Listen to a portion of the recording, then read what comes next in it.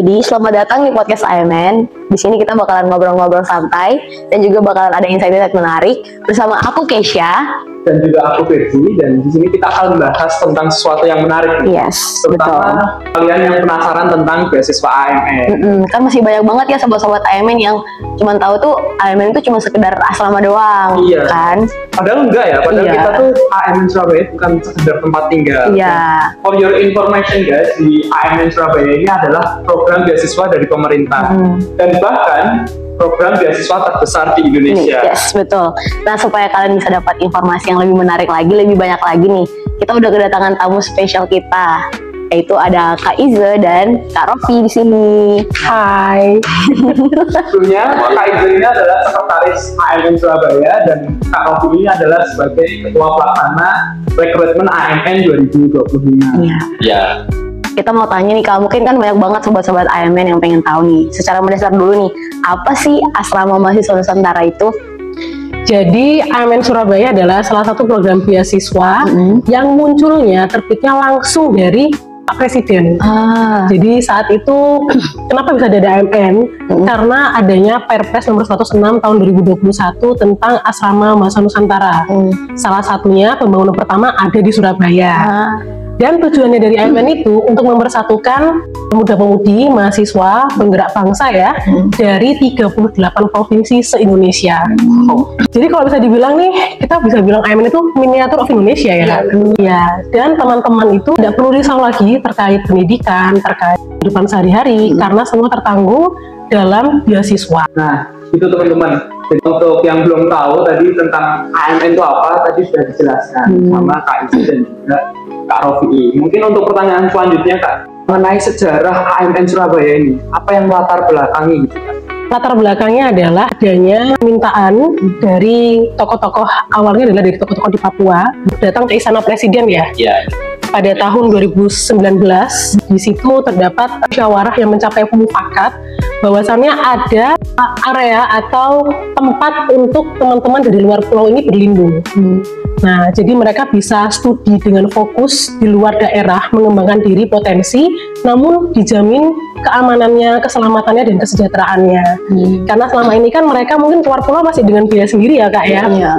Jadi seakan-akan seperti berkuliah di perguruan tinggi, apalagi perguruan tinggi negeri itu kayak sulit digapai oleh teman-teman yang berada di luar pulau. Padahal sebetulnya itu bisa dijangkau. Salah satunya itu melalui program beasiswa AMN Surabaya. Kan anak-anak gini kan pasti kan mereka tinggal di asrama ya Kak. Nah, pasti mereka juga banyak banget yang pengen tahu nih fasilitas apa aja sih yang ada di AMN ini. Wah, Selaku kita ini Kak, coba dijelasin sama Kak Rofi ya. Kalau fasilitas yang paling terlihat pertama gedung ya. Kalau di lantai kita ada beberapa gedung, ada 4. Nah, di situ ada 2 tower cowok sama 2 tower untuk cewek. Itu tempat di dalamnya isinya adalah tempat tinggal, ada kamar di situ secara garis besar. Terus kalau di area-area sekitar gedung itu ada lahan parkir, ada tempat buat olahraga, ada terus pengembangan diri itu kayak kolam lele di belakang ada taman mural juga buat berekspresi ya. Nah, itu salah satu yang bisa teman-teman asrama manfaatkan sehari-hari di sini. Banyak banget ya fasilitasnya. Iya. Ini dari kami juga untuk mendukung kebutuhan kita sebagai mahasiswa juga ada bener. seperti tempat belajar, Yes, seperti perpustakaan perpustakaan, yang kompi, atau komunal yang ada di tower-tower gitu juga bisa mendukung kita sebagai mahasiswa. Bahkan air minum juga kita sediakan. Nah. Yes, betul sekali. Teknowater. Nggak perlu risau lagi ya. Kantin. Nggak perlu risau beli air ya. Iya. Kebutuhan dasar tuh. Iya. Penting banget itu. Dehidrasi bisa lo ntar Kak. Lumayan. Manusia tuh kuat loh nggak makan berkali tapi Jangan nggak minum. Jangan minum ya. Dan sampai nggak makan juga. Nggak dong. Nanti malnutrisi lagi. Ngomongin soal selain fasilitas Kak, di sini di AMN Surabaya ini apa aja sih kegiatan rutin yang dilakukan? Jadi tujuan dari pembangunan AMN ini untuk mencetak mahasiswa yang memiliki karakter, kebangsaan, dan integritas terhadap nusa dan bangsa. Sehingga dalam program beasiswanya tidak hanya diberikan fasilitas saja, pembiayaan saja, namun juga diberikan pendidikan. Pendidikan karakter, pendidikan soft skill, pendidikan yang mendasari di Perpres, mulai dari kepeloporan, wirausaha, NKRI, dan masih banyak lagi. Oleh karena itu, mengemasnya melalui sebuah kegiatan-kegiatan yang fun dan bisa membaurkan teman-teman dari berbagai daerah ini. Oke. Tadi kan kakak sempat nyebutin pengembangan soft skill nih. Ya. Kayak kita ini mahasiswa ini kita udah ngerasainnya. Apalagi besok kita ada acara Diklat kak. Di kelas kebangsaan. Itu salah satu program kita untuk meningkatkan leadership dan kepeloporan ya. Iya, benar. Memang di asrama itu kan ada beberapa program yang memang harus wajib kalian ikuti. Ya, kalau kita bilang itu ada program wajib, salah satunya adalah diklat, outbound, organisasi di asrama itu. Memang salah satu rangkaian yang samapta, itu salah satu rangkaian yang teman-teman penghuni itu harus ikuti itu karena itu bagian dari rangkaiannya. Dan ada kelas-kelas lain tuh yang buat kalian bisa berkembang, kayak ada volley, ada basket, ada futsal, ya, ada jurnalistik, dan banyak lagi ya, ada kelas bahasa Inggris juga. Jadi kita betul-betul mengusahakan untuk teman-teman ini punya banyak banget potensi yang bisa dikembangkan di AMN, sehingga nanti ketika teman-teman keluar bermasyarakat di luar itu sudah punya bekal yang mumpuni untuk menjadi pribadi yang mandiri, yang peduli dengan sekitar, beretika, dan berwawasan juga ya kak ya. Nah mungkin dari teman-teman juga yang masih bingung dan sempat bertanya-tanya di media sosial AMN nih kak, tentang siapa saja sih yang bisa tinggal di AMN Surabaya, apakah ada kriteria khusus begitu? Jadi saat ini memang AMN Surabaya ini bekerja sama dengan konsorsium perguruan tinggi negeri di bawah naungannya Kemendikti Saintek. Kalau dulu kan Kemendikbud Ristek ya, sekarang sudah terbelah menjadi dua, ada yang di bawahnya pendidikan tinggi, ada yang di bawahnya dasar dan menengah. Jadi yang tinggal di asrama Nusantara ini adalah teman-teman yang berkuliah berstatus sebagai mahasiswa semester 1, diterima dari jalur SNBP dan SNBT di 4 perguruan tinggi yang ada di Surabaya. ITS, Institut Teknologi 10 November, UNAIR, Universitas Airlangga, UNESA, Universitas Negeri Surabaya, dan UPN Veteran Jawa Timur. Dan yang pasti 4 PTN ini adalah PTN terfavorit. Terfavorit se-Indonesia. Bahkan ada yang top rank 100 top rank ya. Top rank world ya. Top rank world. Nah, gimana nih kak? Aku mungkin sobat-sobat yang di luar sana pengen tahu nih. Nah, bagaimana AMN Surabaya itu mendukung keberagaman budaya sama latar belakang mahasiswanya, kan kayak aku dari Papua. Aku dari Jawa juga. Nah, kita punya latar belakang yang beda-beda nih. Gimana AMN itu mendukung kita biar keberagaman kita tuh masih terus terjalin gitu. Sebetulnya kita memegang prinsip ya, bahwasannya perbedaan atau keberagaman itu sebuah kekuatan. Itu bukan sebuah kelemahan. Karena yang menjadi khas di Indonesia adalah keberagaman itu sendiri. Nah, sekarang bagaimana kita membuka mindset atau membuka kepribadian dari tiap-tiap penghuni untuk mau membaur dengan yang lainnya. Tentu nggak bisa dibangun atas dasar inisiatif pribadi ya. Karena pasti secara manusiawi kita akan cenderung berkomunikasi dengan orang yang kita anggap nyaman. Contoh mungkin saya sama Mas Rofi nyaman, saya ngobrol sama Mas Rofi, saya lebih enggan ngobrol sama orangnya saya nggak nyaman. Nah, akhirnya bagaimana cara meleburkan itu semua menjadi satu melalui program pembinaan yang ada di AMN. Baik itu yang bersifat wajib, bersifat pilihan atau ekstrakurikuler, atau yang bersifat tentatif. Tentatif itu berarti sesekali dilakukan, tidak secara rutin. Contoh mungkin teman-teman dari angkatan ini belum ngerasain ya kak, ada namanya tur budaya ya? Belum, kita belum. Wah, seru banget tuh. Kita jalan-jalan rame-rame berkelompok pergi ke situs budaya atau daerah untuk mengenal budaya di kota tersebut. Ya, kemudian mungkin besok ya diklat ya? Ya, itu salah satu ajang untuk mempersatukan juga. Mau nggak mau kan teman-teman akhirnya harus membaur nih sama yang dari beda suku. Iya, benar. Dan lebih sebenarnya kan diatur juga di kegiatan sehari-harinya dia ya, mulai dari kamar tuh kalau diperhatikan itu sebenarnya strukturalnya membaur. Tidak dari satu daerah ya. Iya benar. Nggak yang Jawa ke Jawa enggak, pasti ada yang dari Sumatera, dari Merauke. Ngomong-ngomong soal keberagaman nih, mungkin dari kakak-kakaknya ada cerita atau pengalaman menarik tentang interaksi antar mahasiswa dari daerah yang berbeda. Ketemu salah satu anak namanya Budiman kalau nggak salah, itu logatnya halus banget, lembut banget gitu kan. Sampai aku sendiri kadang-kadang itu impersonate dia gitu. Lucu itu gitu iya. Tapi kadang-kadang ketemu sama teman-teman yang sampai saat ini aku belum bisa belajar logatnya sih. itu seru.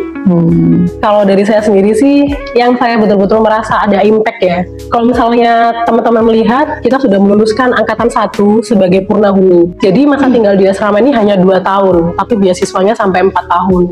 Bagaimana dengan 2 tahun selanjutnya? Teman-teman akan tinggal bermasyarakat, jadi ngekos cari kos-kosan sendiri. Fun fact-nya adalah, anak-anak AMN ngekosnya sama anak-anak AMN juga. Iya. Padahal kampusnya jauh. Kampusnya jauh tuh. Jauh. Jadi kayak mereka kuliahnya di Ketintang gitu ya, Ketintang. Mereka ngekosnya itu di daerah Rumput. Punya UPN. Karena mereka merasa nyaman. Aku lebih nyaman sama temanku yang di AMN nih. Walaupun teman di AMN itu dari beda suku. Ya itu yang kayak wah ternyata memang sangat berimpact ya kehidupan di AMN ini. Ya berarti secara nggak langsung berhasil Kak dalam menyatukan mereka gitu. Benar juga. Ya, semoga tapi ruang lingkupnya nggak di situ-situ aja ya mereka ya. Pasti dengan masyarakat luar juga ya, nggak cuma teman asrama doang. Mereka jadi nyaman kan sama teman-teman asrama. Ya lebih ke teman beda suku ya. Nah selanjutnya nih aku mau nanya nih Kak, apa aja sih manfaat yang dirasakan mahasiswa AMN Surabaya? Kalau aku sendiri sama Firzi kita rasain manfaatnya banyak banget. Banyak banget. Ya, harusnya kita tuh nanya itu ke kalian apa? Apa tuh? Banyak banget. Selama hampir setahun ya. Belum setahun sih kayaknya. 6 bulan 7 bulan ya. Iya. Maksudnya Agustus September ya? Akhir Agustus. Iya akhir Agustus. Oh iya.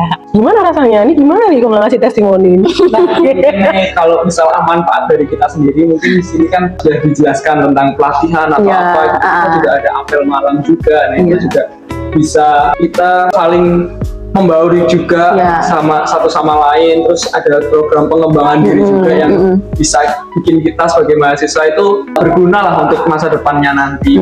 Kalau aku apel malam sih, apel malam bikin kita jadi kayak disiplin sama waktu. Kesan banget ya apel malam ini. Kan tiap hari, jadi kayak aduh, udah jam 10 udah pasti harus berdiri cepat-cepat pakai helmet. Jadi itu jadi buat kita disiplin gitu loh. Kita udah tahu oh jam 10 kita harus gini kayak gitu. Tahu nggak sih apa filosofinya dari apel malam itu? Kenapa harus dilakukan tiap hari? Sebetulnya dalam apel malam itu banyak banget manfaatnya. Selain untuk menumbuhkan kedisiplinan, itu lebih meningkatkan kepedulian teman-teman dengan penghuni yang lain. Oh iya benar. Dengan adanya apel malam, teman-teman jadi tahu, oh teman kamarku ini belum datang. Oh ternyata teman kamar sebelahku ini belum datang. Kemudian yang kedua meningkatkan bangga AMN. Wah bangga AMN dong. Bangga kan ya jadi penerima AMN. Mas AMN toh. Ya kan nyanyikan Mas AMN kan. Ya. Pada mau negeri kan. Dari situ kita secara perlahan menstimulus adik-adik sekalian untuk wah saya harus ingat tujuan saya, dikirim ke Surabaya, dapat beasiswa, wah harus ingat nih amanah orang tua, harus kuliah selesai tepat waktu, harus sadar berguna untuk orang lain. Jadi tidak mendapatkan manfaat beasiswa itu untuk diri sendiri ya, tapi menjadikan kita menjadi orang bermanfaat untuk orang lain. Ya itu sebetulnya filosofi dari apel malam. Walaupun emang ya mungkin kesannya kayak biasa aja ya, selalu dipanggil setiap malam turun ke bawah baris. Selain itu juga kan sebagai seorang penerima beasiswa tentu dapat beasiswa perkuliahan tuh dan pengakomodasi kan. Nah itu kan juga salah satu manfaat mendapatkan beasiswa Surabaya tuh. Yes, betul. Jadi bagaimana? Kita juga nggak bayar tuh. Karena juga beasiswa asrama. Istri juga nggak bayar tau. Kok kita jadi nagih sih kak? Ayo sih kata tangan di belakang. 1 minggu di Papua ini kan. Jadi itulah. Terus kalau ngomong-ngomong selain manfaat yang ada di AMN nih, bagaimana AMN Surabaya berkontribusi dalam membangun persatuan di kalangan mahasiswa? Yang paling seru ya kak, kalau misalnya ada lomba atau pas meeting gitu ya di AMN, ketika kelompok kalian menang, kalian akan merasakan, wah kita bisa nih. Ya, itu juga salah satu upaya kita untuk menumbuhkan apa ya? Rasa persatuan tadi. Kita 17 Agustus ya kan? Ya, terus besok di Diklat kan juga ada ya? Ada.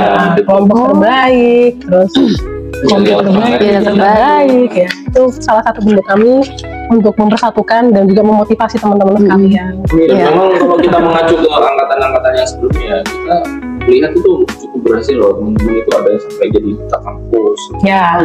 Kak Tangguh ya, duta ITS. Ada yang sampai lolos PIMNAS Ya, Kak Colin Giovarel dari UPN, juara 2 kemarin runner up. Ya, kategori presentasi terbaik. Yang terbaik. Ya. Sama Kak Dewan Daru ya. Iya. Ya, angkatan 2022. Jadi walaupun dengan segudang aktivitas yang ada di AMN ini, itu nggak menghambat kalian terus bermimpi, berkompetisi, ikut di luar. Jadi kita nggak membatasi gerak teman-teman juga ya. Iya. Asalkan semua itu jelas, ada izinnya, perginya kemana. Kan kita jadi penanggung jawab kalian juga di sini. Kalau Iya. juga beasiswa asrama, kalian hidup di asrama, otomatis orang tua kalian kan percaya sama kita. Mengamankannya ke kita. Ada apa-apa sama kalian, kita lah orang pertama yang jadi bentengnya.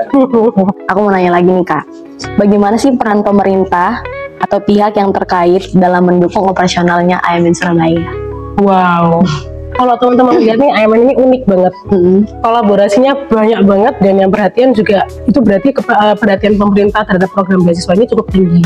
Selain kita bekerja sama dengan konsorsium perguruan tinggi, kita juga bekerja sama dengan Kemendikbudristek dan IPDP di bawah Kementerian Keuangan. Jadi kalau teman-teman sadar nih ya, sumber beasiswa teman-teman ini sangat kolaboratif. Ada yang pembiayaannya dari LPDP, ada yang pembiayaannya dari Kementerian Pendidikan Tinggi, Saintek. Nah, ketiganya dengan kami AMN, kedua instansi besar ini dan AMN ini selalu berkolaborasi aktif.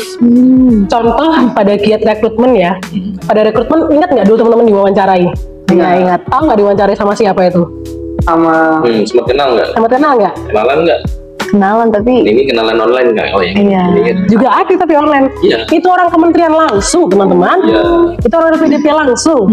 Ya, jadi kami secara aktif selalu berkoordinasi dan berkolaborasi untuk memberikan yang terbaik lah buat teman-teman. Baik itu dari segi seleksinya, dari segi berkegiatan, dan kami rutin memberikan laporan yang outputnya berupa majalah. Kalau teman-teman pernah lihat gitu ya, itu majalah itu kami kirimkan sampai ke Pak Presiden. Nah itu tinggi banget tanggung jawab mereka ya. Gimana nih? Iya. Nah ini nih berarti kalian nggak boleh kuliah nggak bener nih. Iya nih, bener terus dilaporin loh ke Pak Presiden loh.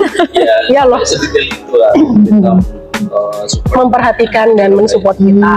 tadi kan juga udah dibilang dari Kak Iza dan juga Kak Rofi tentang bekerja sama dengan pemerintah dan juga universitas. Tapi kita belum tahu tentang komunitas lokal begitu Kak. Bisa jelaskan AMN ini ada kerjasama dengan komunitas lokal atau enggak? Kalau sejauh ini kalau untuk komunitas lokal sih kita belum sampai yang bekerja sama itu ya. Cuma kalau untuk kayak kelas kerohanian itu kita kerjasama langsung dengan gereja-gereja yang fungsi. Contohnya salah satu kerohanian Katolik itu kita kerjasama langsung sama dengan gereja Gembala yang Baik, sama GKI Mursari ya. Mursari. Yang kayak gitu sih yang selama ini kita kerjasama. Atau kalau mau ngomong komunitas mungkin lebih ke detail tentang pelatih sih, kita juga salah satu pelatih Surabaya ini untuk melatih futsal toh. Itu salah satunya. Kayak gitu-gitu sih. Kalau sejauh ini sih memang hubungan baiknya ya dengan para UMKM untuk membantu memberikan edukasi ke teman-teman terkait bagaimana budidaya. Nah, karena kita kan juga punya media kolam di belakang.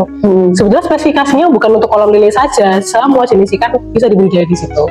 Nah, pemiliknya memang salah satunya juga dari beliau-beliau itu dan juga diawasi oleh Kementerian Kelautan. Wow. Itu Wow. kemarin juga sempat kunjungan ke mana tuh? Gila ya, banyak Jawa banget ya. Pos juga sama. Ya, sebagai bos ya. Itu dalam rangka menambah wawasan. Ya kerjasama yang sifatnya nggak kontinu ya. Kalau untuk kolam lele itu bisa bikin bisnis gitu ya Kak? Bisa. Untuk menciptakan untuk tadi ya. Oh iya. Emang itu buat apa? Iya. Masa melihara pegawainya terus ya? Emang buat apa juga? Enggak lalapan juga. Termasuk di sampingnya itu kan ada kebun produktif. Itu sebenarnya diperuntukkan buat teman-teman yang mau berkebun di situ. Oh, jadi kita boleh berkebun situ? Boleh lah.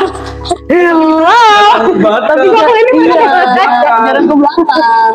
ayo ke belakang dong. Pengen nanam sayur. Boleh lah. Cabe. Itu banyak cabai. Bibit juga ada kita ya. Apa tantangan terbesar yang dihadapi oleh AMN Surabaya dalam pengelolaannya? Kan Kak Rofi pernah interaksi sama anak-anak di sini kan. Nah, tantangan terbesarnya apa sih? Tantangan terbesar adalah kita tuh ketemu manusia dengan berbagai karakter ya. Yes, Dan betul. di usia remaja itu kan teman-teman mulai pingin tahu banyak hal gitu dan banyak singgungan emosional yang kita perlu meredam itu kan. Jadi itu tantangan terbesarnya, bagaimana cara mentor atau waktu itu aku menyampaikan ke teman-teman bagaimana cara mereka bersikap setiap harinya dengan cara yang masing-masing berbeda gitu. Apalagi AMN sempat menyentuh penghuni itu hampir hampir 420-420-an kalau Ya. Nah, 420 orang kita harus ketemu setiap hari di front desk dengan penyampaian yang sesuai dengan karakter mereka gitu. Itu cukup menantang bagi aku. Tapi alhamdulillah Luar biasa. ya. Pengasuh itu luar biasa sekali. Pengasuh keren di sini. Iya. Dan berbagai macam karakternya mereka. Akhirnya mau nggak mau harus belajar psikologi juga ya kak ya. Iya. Kita juga belajar lagi nih. Belajar karakter nih. Gimana cara bikin adik asuhnya nyaman ya. Ketemu Virgi kan beda. Keisha, humble gitu kan. Belum kalau ketemu yang agak, wah ini agak judes ya. Iya, Karakternya. Benar. Iya. Lalu selanjutnya dari Kak Iza dan juga Kak Rofi, apa harapan ke depan untuk pengembangan AMN Surabaya Kak? Sebetulnya kami mengharapkan para lulusan ini bisa mencapai target beasiswa yang terukur ya. Yang terukur adalah bisa mencapai target beasiswa. Targetnya apa? Lulus tepat waktu dengan IPK yang tercapai. Kemudian tidak hanya lepas dari situ, teman-teman bisa mengabdikan dirinya ke masyarakat.